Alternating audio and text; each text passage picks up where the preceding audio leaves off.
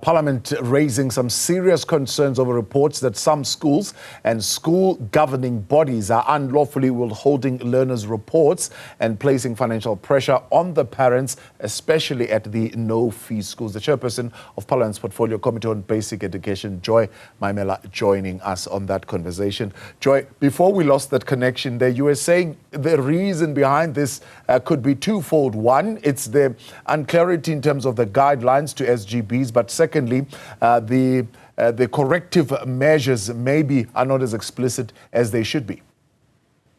Yes, you are quite correct, because our understanding is that the school governing bodies that are elected by parents in no-fee schools, especially because that's where the concern is raised with regard to, are not necessarily trained to understand the South African Schools Act and the South African Constitution on the prescribed measures that are put in place to ensure that no-fee schools are fully subsidized by government.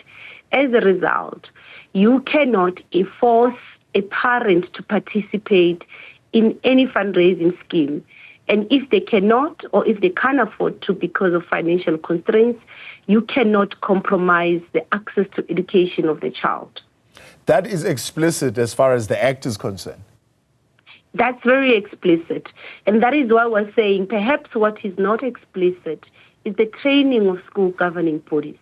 And as well, it is the corrective measures that are put in place by the department when specific schools do practice such measures. Now, who's the authority that is responsible for enforcement? I mean, if the complaints go as far as Parliament, we're not saying it's a bad thing, but it might be a little bit higher than where it's supposed to be going directly for impact. Exactly. When we receive this, because we've received numerous letters of parents who've said to us that their children were denied report cards because of this donations that they could not participate in giving to the schools. Our concern was that why are parents feeling that they cannot get recourse from the circuit managers? Because the first point of entry for parents that are experiencing any challenges with any school is a circuit office.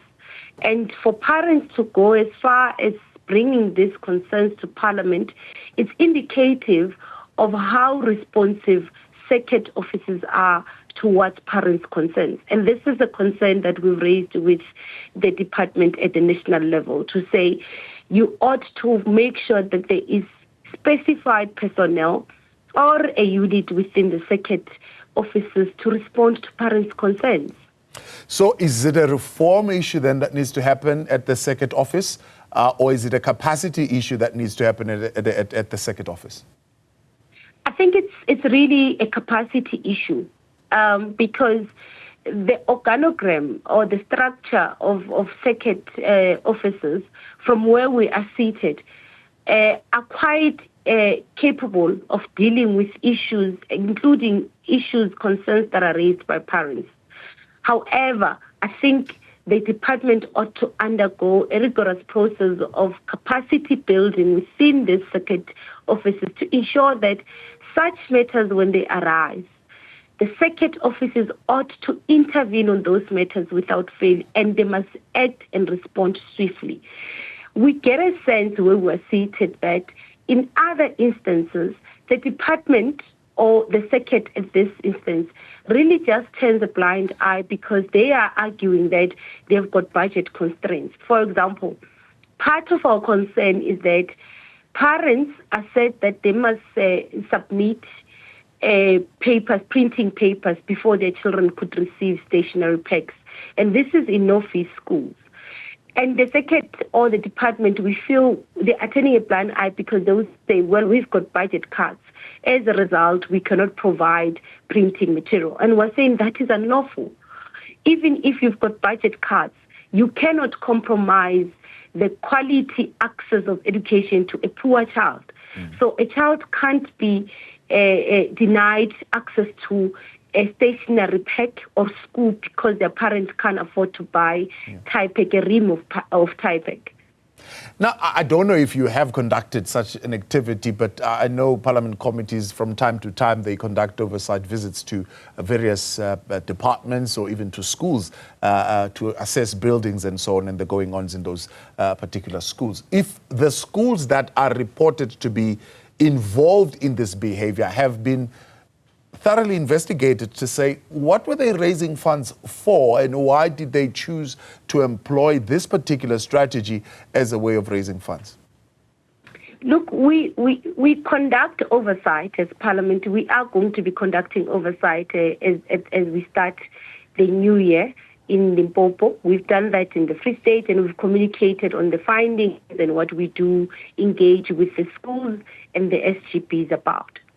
Now, with the schools that we've received complaints from, we've actually forwarded these complaints to the department to respond to and to give us feedback on how they've responded to those issues.